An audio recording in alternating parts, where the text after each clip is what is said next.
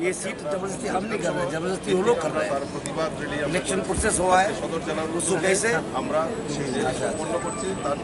the allegation that he is making is completely unfounded and instigated, and it is completely without any proof. We are not doing any forceful acts. What he is trying is forceful, trying to paint the elections black, because he knows that he will lose elections and it will be very difficult for them to keep the deposit. So this is a very long conspiracy planned by CPM and Congress, because they have lost their support base in Tripura completely, and after this election they will lose it even more. Because people do not like any party to play with the democratic rights. People have expressed their opinion through their votes, and trying to disturb that, they will have to pay for it. Very heavy.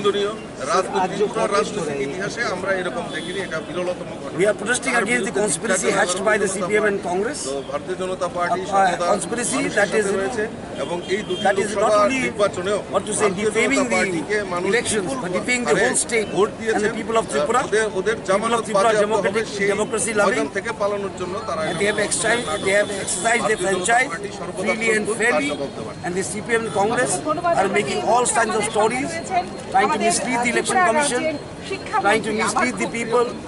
They are doing politics of misleading people and misleading the society.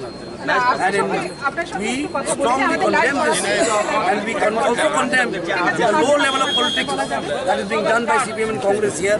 They are making personal attacks. We are, spreading personal lies, trying to defame people, which is, I don't think, expected of a party which has been 20 years in power, of the CPM and of the Congress also, who claim that they are the oldest party in Tripura, but the most useless party.